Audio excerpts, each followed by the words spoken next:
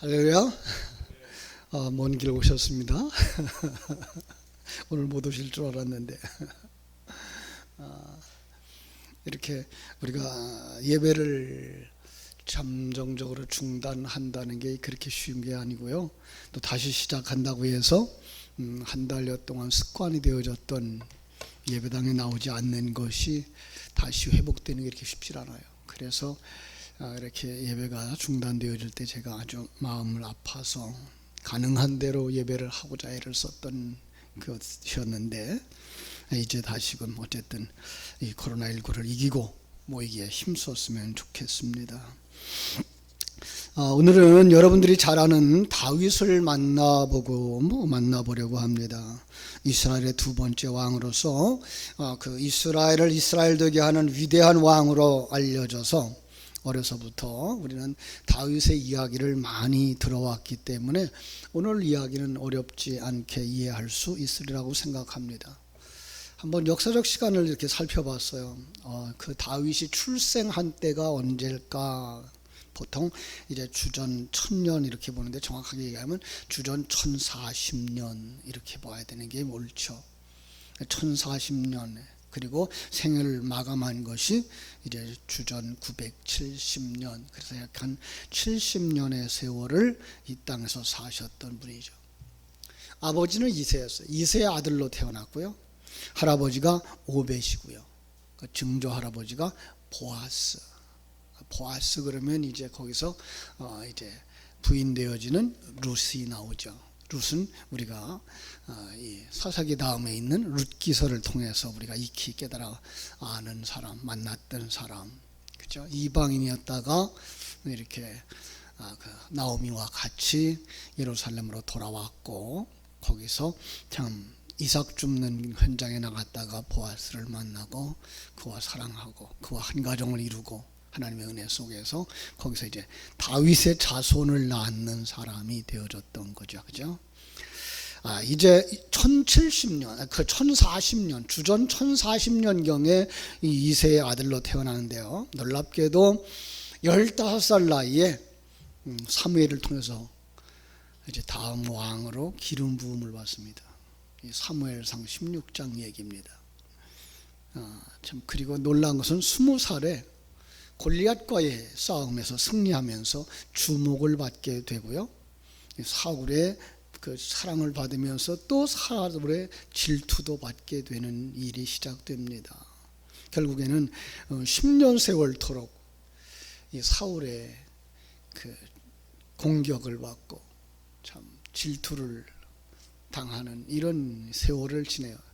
이게 세월이 1, 2년도 아니고 한두 달도 아니고 10년이라니 너무나 놀라운 거죠. 그죠? 그 기간 어떻게 견뎠을까? 그래서 30살이 되어지는 해에 1010년에 이제 사울이 전사하고 다윗이 이제 왕에 등극을 하게 됩니다. 그러나 그때까지도 나라를 온전하게 통치하는 시간에 이르지 못해요. 그 후에도 약 10년의 세월이 지나서 1003년에, 주전 1003년에 다윗의 나라를 통일시키죠. 그리고 도읍을 예루살렘으로 옮겨요. 그리고 언약궤를 예루살렘에 안치하는 일을 합니다. 안타까운 것은 49살 먹던 해, 세상 말로 9수를 못 넘기고 죄를 지어요. 이 간음을 범합니다. 그죠? 그리고서는 이제 그 밧세바와 사이에서 그 다음 해에 주전 990년에 솔로몬이 태어나죠. 솔로몬은 이때 태어나는 거예요. 그 후에도 이 가정 속에 참 조용할 날이 없어요. 왜냐하면 그 죄악 때문이라고 이렇게 얘기하지만, 더 정확하게 하면 예수 그리스도의 모형으로 이 땅에 오셨기 때문에 그렇고, 더 나아가서는 성도들의 삶의 모범을 보여주시기 때문에 그래요. 그 세월토록, 한 11년의 세월토록, 그죠? 세월이 지나면서 또 압살롬의 반역이 일어나요. 그죠? 아들의 반역. 이거 참 견딜 수 없는 일이죠. 아들의 반역. 그런데 이 아들의 반역을 우리는 어디까지 볼 수 있죠? 하나님의 아들 되는 우리들이, 그죠? 하나님 앞에 반역하고 있는 그 모습이거든요. 그럼에도 불구하고 참 그를 품어 안는 그 아버지의 사랑, 그걸 통해서 하나님의 사랑을 우리에게 깨닫게 해주죠. 망명생활하게 되어지고요, 블레셋의 침립도 받게 되고요, 그리고선 다윗이 인구조사를 함으로 말미암아서 하나님 앞에 큰 죄를 범하고, 그리고서는 이제 전염병으로 말미암아서 7만 명이나 죽는 기적, 이런 사건들이 일어나죠. 그러다가 그가 970년에 왕위에 오른 지 딱 40년 만에 이게 세상을 떠나요. 이 놀라운 건 여기서 이제 사울의 그 사역의 기간도 40이라고 하는 숫자고요, 다윗의 역사도 40이라는 시간이에요. 이 40, 제가 늘 얘기하는 것처럼 우리 인생의 신앙생활하는 기간으로 보는 것이 좋을 거고요, 그 속에서 어떤 일이 일들어가는가를 우리는 보면서 옛사람을 십자가에 못 박는 일과 새 사람이 부활로 완성되어지는 우리의 모습을 그 비춰내고 있는 그림으로 보실 수 있는 눈들이 열렸으면 좋겠습니다. 그의 업적에 대해서는요, 유대 나라가 아주 극찬하죠, 그죠? 그래서 지금까지도 다윗은 굉장히 그들의 존경을 받는 인물인데, 이스라엘 전체를, 남북을 하나로 이렇게 통일시키는 이런 일을 했고요, 수도를 예루살렘으로 옮기는 일을 했어요. 유대인들이 전해오는 바에 의하면 견고한 왕조를 세운 이상적인 왕으로서 그와 그의 통치에 관하여서 이스라엘 민족들이 메시아를 대망할 수 있는 사람들이 되어졌다. 네, 아직도 그들은 이 땅에 이루어질 다윗 왕국의 회복을 기다리는 메시아죠. 참 그것을 빨리 벗어나야만 예수가 그리스도인 걸 받아들일 수 있을 텐데, 그래서 지금들은 이 유대인들 가운데서, 유대교에서 기독교로 개종하는 사람들의 숫자가 하나하나 늘고 있다 그럽니다. 이건 정말 바람직한 일이고 하나님이 원하시는 일일지 모를 텐데, 바로 그렇게 해서 그들이 정말 참된 메시아를 만나야 그들의 짧은 인생 속에서 하나님의 사람으로 완성되어질 텐데 하는 이런 생각들을 하게 됩니다. 기독교 역시 이 예수 그리스도의 그 예표, 메시아의 예표로 우리가 보고 있고요.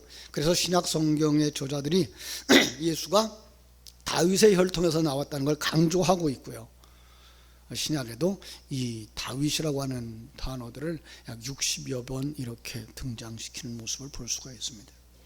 그의 인격과 생애, 과오를 몇 가지 열거한다 그러면 이렇습니다. 그 아주 다윗을 굉장히 높이 평가하는 분들의 책을 보면은 다윗은 어려서부터 아주 얼굴이 붉고 총기 있고 총명하고 남성미를 갖추는 사람이라고 소개하려고 애를 써요. 근데 제가 보는 눈은 그렇지 않아요. 실제로는 기름 부음을 받으려고, 기름 부으려고 솔로몬이 그 이새의 집에 와서 아들들이 있느냐 데려와라 그랬을 때, 8번째 아들인 이 다윗은 제쳐놓고 7명만 데리고 왔었거든요. 아버지 눈에도 왕으로 기름 부음을 받을 만한 인재는 아닐 것이다 라는 생각을 했던 사람인 것을 우리는 알 수가 있죠, 그죠? 그럼에도 불구하고 그는 아주 책임감이 강하였고, 아버지에게 순종하면서 하나님과 동행하는 훈련을 했던 사람이라고 이렇게 볼 수가 있습니다. 목장에서 그래서 아버지가 맡겨준 양을 잘 지키고, 그죠?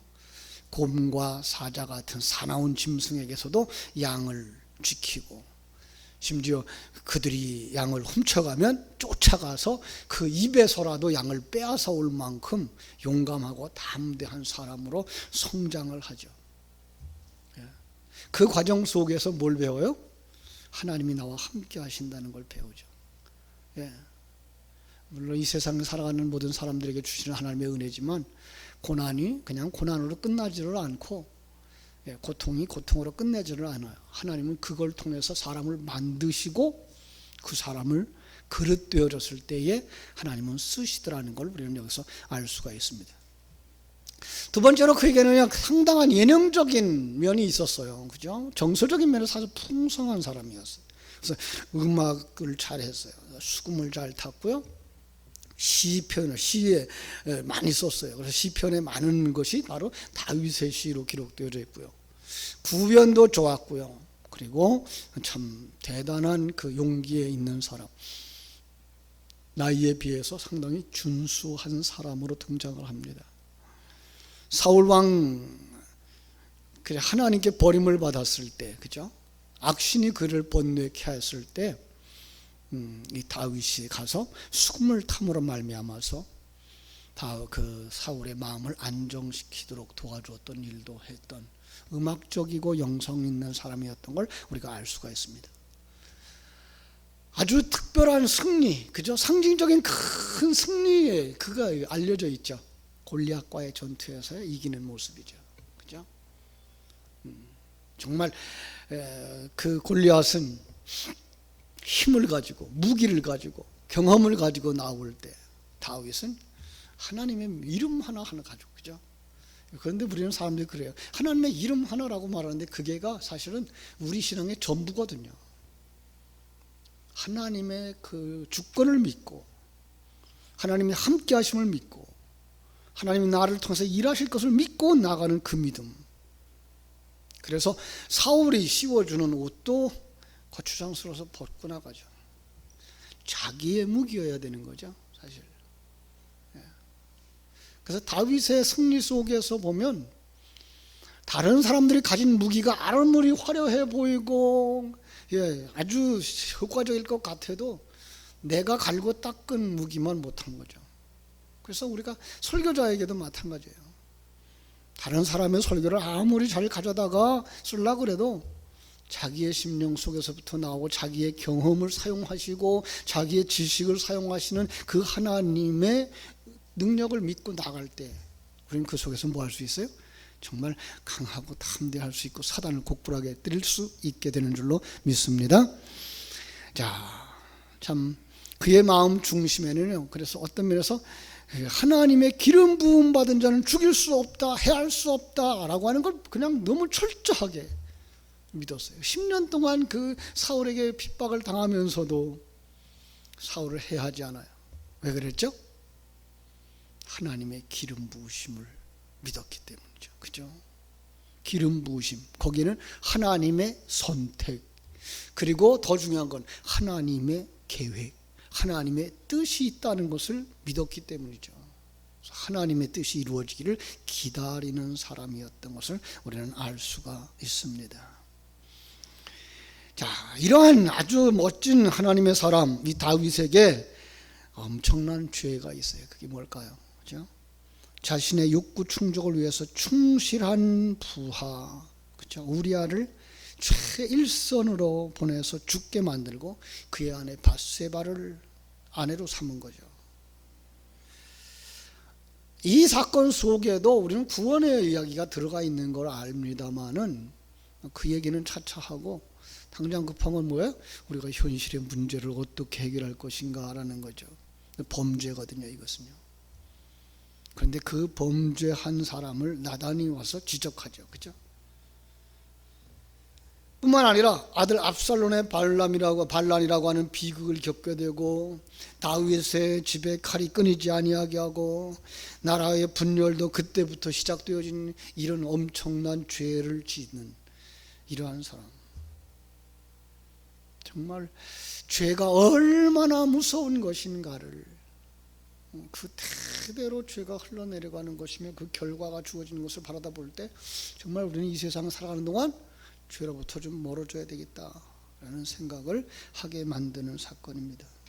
뿐만 아니라 그는 하나님을 의지하는 사람이었었는데 노년에 자기 생각, 그 대표적인 행동이 뭐예요? 인구조사였죠. 군대도 뽑고 세금도 거두려고 하는 그걸 갖다가 다윗의 교만이었다, 헛된 영광을 추구하는 것이었다라고 볼 수가 있는데요. 그때 갓을 통해서 범죄한 대가로 벌을 받아야 되는데 셋 중에 하나를 택하라 그러죠. 그 중에 하나가 뭐예요? 그 중에 하나가 제일 작은 거예요. 3일 동안만 전염병으로 고난을 당하겠다. 그 전염병 3일 동안에 7만 명이 죽어요. 그죠? 전염병 되게 무서운 거예요. 그죠? 저는 이 전염병을 보면서 야, 이건 하나님이 우리에게 주신 계시의 도구다. 여러분, 오늘 멀쩡하게 살아가는 사람들, 멀쩡한 것 같은데 불구하고 그 속에 사단이 다 들어가 있어요. 그건 사람들이 인정하고 싶지 않은 거죠. 뭘까요? 사단의 속성이에요. 사단의 가치관이에요. 세상적인 가치관이고 세상적인 관점이고 세상적인 경쟁 구조예요. 그게 사단의 올무인 줄 모르고 살아가는 거예요. 그래서 세상 속에서 강단에서도 우리가 정말 보기에 죄라고 얘기하는 것을 들을 때 그건 세상적인 윤리도덕적인 죄만 지적한다고요. 자기가 주인 되어진 것, 자기가 재판관 되어진 것, 자기가 선지자 되어진 것, 그거 인정 못한다고. 그걸 갖다 뭐라 그래요? 너 하늘나라의 반역자야.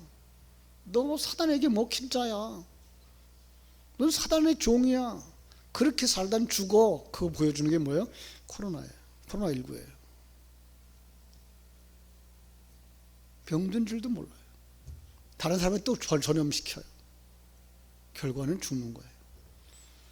근데 그 속에서 살아나오는 사람들이 있죠. 지금 금년에까지 지금 한 7,500명인가 이렇게 살아나왔다 그러는데 한 200여 명이 이렇게 돌아가셨지만 한 7천여 명이 살아나온 사람들, 여러분 그들은 정말 그 속에서 뭘 배워야 되죠?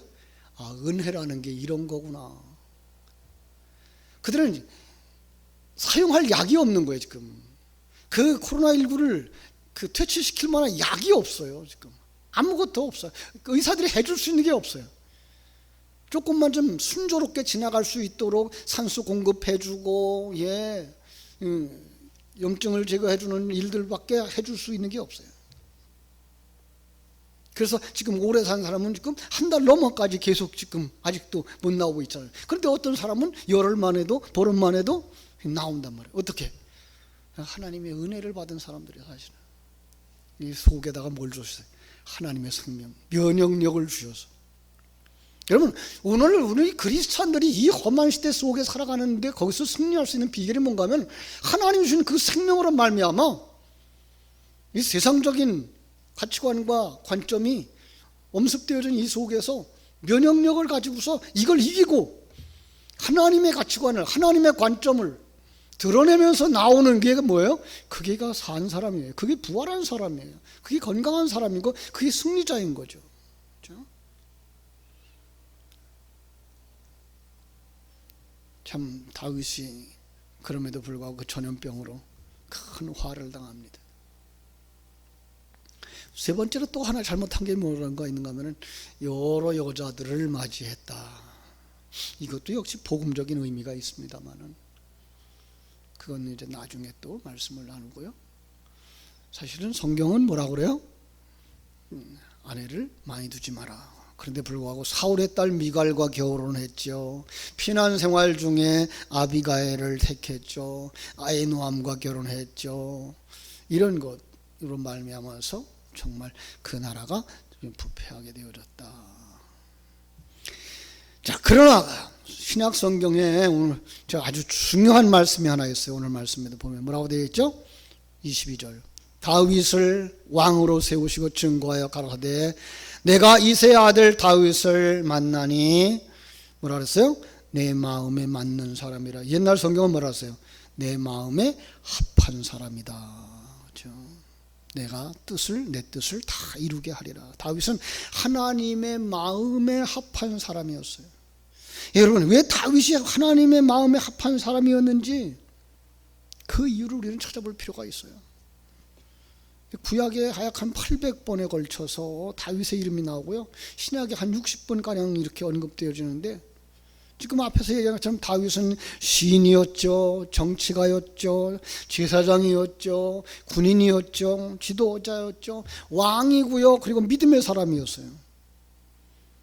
제가 한번 그 사람이 하나님의 마음에 합한 사람이 뭘까를 몇 가지 꼽아보다가 아주 몇 가지만 이제 요약을 해봤는데 그는 아주 쉬운 얘기로 거듭난 사람이었다.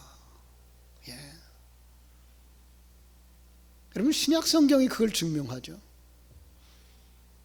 거듭나지 아니하면 하나님 나라를 볼 수가 없어요. 하나님 나라를 볼 수 없다는 얘기는 하나님을 볼 수 없다는 얘기고, 하나님이 일하시는 걸 볼 수 없다는 것이고요, 하나님의 뜻을 볼 수 없다는 거죠. 근데 거듭나면 뭐가 보여요? 하나님이 보여요. 하나님이 얼마나 크신 하나님인지, 얼마나 전능하신 하나님인지, 얼마나 우리를 사랑하시는 하나님인지, 그 앞에 내가 얼마나 작은 자인지, 얼마나 죄인인지, 그게 보이는 게 그게 뭐예요? 거듭난 자죠. 그러다 보면 뭐가 돼요? 섬기는 자가 될 수밖에 없어요. 순종하는 자가 될 수밖에 없어요. 다른 사람들은 이걸 갖다가 뭐라 그러냐면 그는 섬기는 사람이었다. 그런데 저는 거듭난 사람이었다라고 바꿔드리고 싶은 거예요. 어려서부터 그는 아버지에게 순종하는 것을 드러내고 있어요. 아버지를 섬긴다. 순종한다라는 말이 더 편하죠. 그죠? 그래서 양을 잘 돌보죠. 부모님을 잘 섬기죠.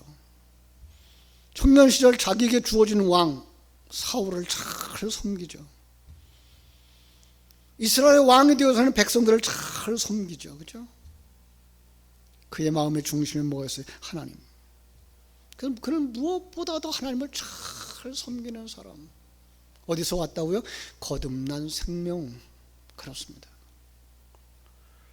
여러분, 우리의 믿음이 있다는 게 무엇입니까? 우리의 신앙이 뭘 인정하는 겁니까? 하나님을 인정하는 거예요. 어떤 하나님? 이 우주를 통치하고 계신 하나님, 개인의 삶을 섭리하신 하나님. 이 나라를 오늘 투표하고 나서 여러분들 마음대로 안 된다고 해서 불평할 이유가 없어요. 여러분들이 원하는 사람이 당선이 안 됐다 그래서 마음 속상할 이유가 없어요. 거긴 누가 함께 하셔요? 하나님이. 우리는 또 그렇게 생각하죠. 하나님이 함께 하신다 그러면 나라도 편안해지고 잘 되는 것만 생각하죠. 아니요. 전쟁도 일어나고, 궁핍함으로도 내려갈 수도 있고요. 그런데 그 속에서 하나님은 하나님의 사람들을 만드시도록 그 환경을 만드시는 거예요. 그걸 볼 수 있어야지 하나님을 찬양할 수 있어요. 질병 속에서도 하나님을 찬양할 수 있고, 가난 속에도 하나님을 찬양할 수 있고, 사자굴 속에서도 카타콤 속에서도 하나님을 찬양할 수가 있는 거죠. 그렇죠? 영국의 직책들이 참 재밌어요. 영국의 귀족들을 뭐라고 말하는가 하면 공작이라고 그러죠. 공작. 그죠? 이 공작이라는 뜻은 아주 훌륭합니다. 누구보다 먼저 그 앞을 내다보고, 전진할 때 선두에 서서 길을 인도하며, 적에게는 제일 먼저 대들어야 하고, 공격을 당할 때는 제일 먼저 희생당하는 자. 이 공작이에요. 교회 안의 장로님들의 역할이에요. 그렇죠?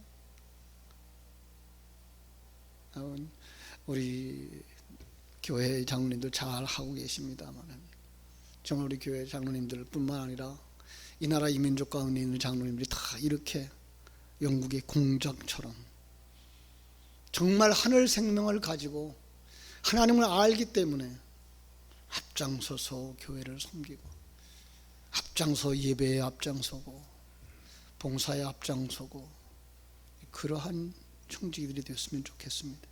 또 하나, 영국의 수상이라고 하는 왕의 직책이죠. 수석종이에요. 이거 하나님은 잘 섬기는 자를 축복합니다.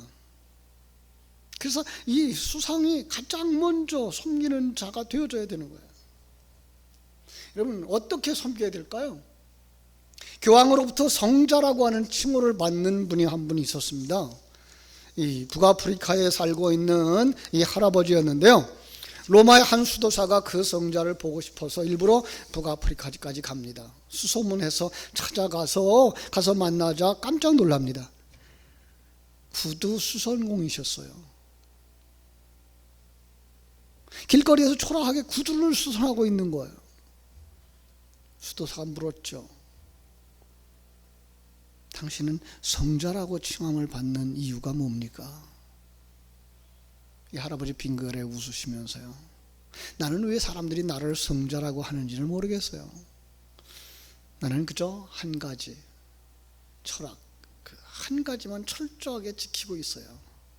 사람들이 구두를 맡기면 나는 언제나 예수님의 구두를 수선한다는 마음을 가지고 수선을 합니다.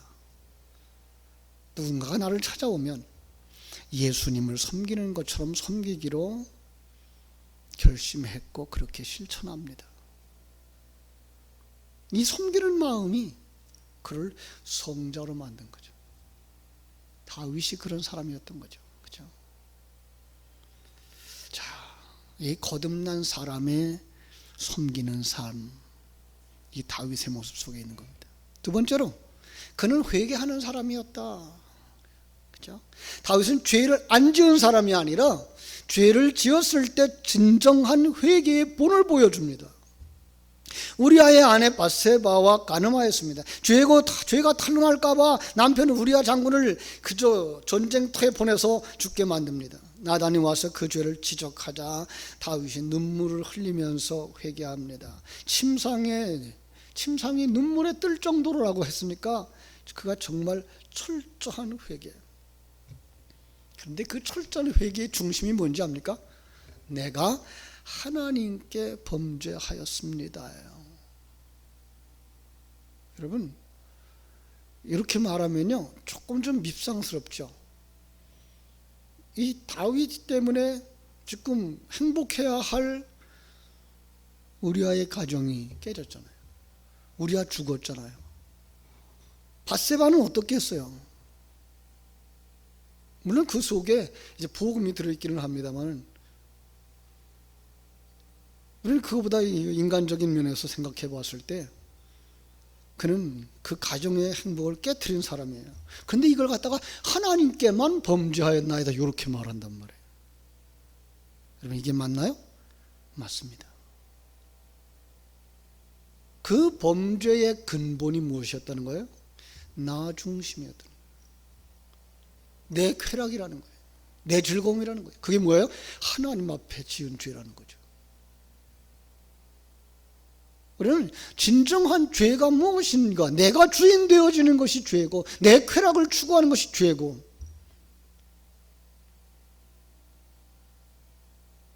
내 행복을 위하여 다른 사람을 밟고 있는 것이 죄라는 사실을 그는 철저하게 깨달은 거예요. 그게 하나님을 대적함이고 그게 하나님을 배반함이었다는 것을 깨닫고 돌아오는 것, 그게 뭐예요? 진정한 회개. 그렇습니다. 정말 그는 칭찬 듣는 사람이었어요. 다윗은 그럼에도 불구하고 왜 칭찬을 할까? 정말 그가 그 가능한 것도 잘한 걸까? 아니죠. 저는 여기서 그가 예수 그리스도의 사역을, 예수 그리스도의 예표적인 모습을 가장 잘 드러냈기 때문에 칭찬받았다라고 생각을 합니다. 스데반이 칭찬을 해요. 최초의 순교자 스데반이 다윗을 이렇게 칭찬합니다. 사도행전 7장 46절에서 하나님 앞에서 은혜를 받아 야곱의 집을 위하여 하나님의 초소를 준비하게 하여서, 그죠? 그 하나님의 초소를 준비해 달라고 솔로몬에게 부탁을 하는 그런 이야기예요. 하나님의 초소를. 여러분, 이거 성전 지은 걸로 끝나서는 안 되죠. 하나님의 초소가 어디예요? 성전. 그럼 성전 어디예요? 여러분과 나. 하나님은 우리에게 간절한 요구가 뭐예요? 네가 온전한 성전이 되었으면 좋겠다. 요한계시록 21장 22장에 나오는 성전, 완전히 투명해서 그 안에 계신 하나님이 그대로 비춰져, 보석이 그대로 비춰져. 나 없음이 되어진 성전, 그걸 드러내신 거죠. 이스라엘 백성들도 다윗을 칭찬합니다. 여러분, 다윗이 골리앗을 죽였을 때에 사울은 천천히요, 다윗은 만만이라고 소리 질렀어요. 이건 뭐 상징하는 거죠? 이 사단을 물리치는 거죠. 그렇죠? 예수 그리스도의 상징인 거죠.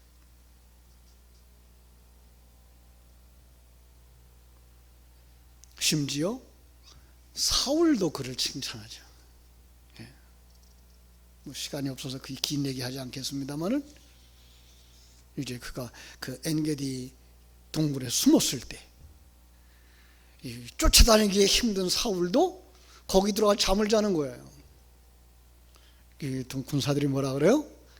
죽이자고. 다윗은 가로막죠. 왜요? 저는 하나님이 기름 부으신 자야. 하나님이 처형할 때까지 기다려야 돼. 그래서 그의 옷자락만 베가지고 나옵니다. 그래서 뭐라고 외쳐요? 보세요, 당신의 옷자락이 내 손에 있습니다. 나 당신을 죽이지 아니하고 옷자락만 베었으니까 나는 죄 없는 사람 아닙니까? 그때 사울이 뭐라 하는지 알아요? 나는 너를 학대하였을 때 너는 나를 선대하니 너는 나보다 의롭도다. 여기 의가 나와요. 하나님은 이렇게 사건 속에다가 아주 중요한 단어 하나를 탁 박아놓고선 우리에게 이게 뭐야? 이게 불의와 의의 모습이로구나. 이 죄와 선의 모습이구나. 그걸 드러나게 하시는 거죠. 누구도 사단도 해야 할 수 없는 의로운 자, 하나님과 하나 되어진 자, 하나님의 뜻을 알고 하나님 뜻 앞에서 자기의 뜻을 온전히 순종하는 자, 하나님이 칭찬을 합니다. 오늘 본문의 말씀 22절에서처럼 내 마음에 드는 사람, 내 마음에 합한 자라. 사랑하는 여러분, 다윗은 이 땅에서 살아가는 70년 동안에 자기의 사역, 자기의 역할을 다 하고 이루었습니다. 마치 예수님께서 십자가 위에서 다 이루었다 하심과 같이. 여러분들 이 땅에서 살다가 얼마나 사실 것 같습니까? 이 땅에 우리 살다가 얼마 있으면 가야 됩니다.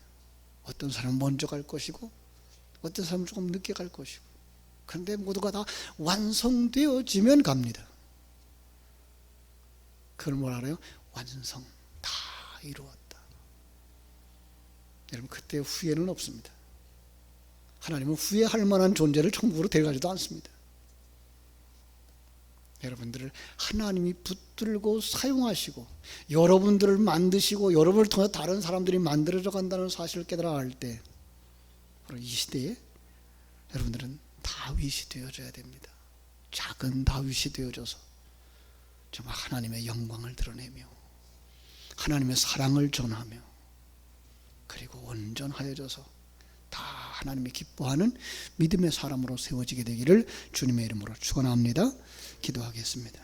아버지, 우리 하나님, 크신 은혜와 사랑을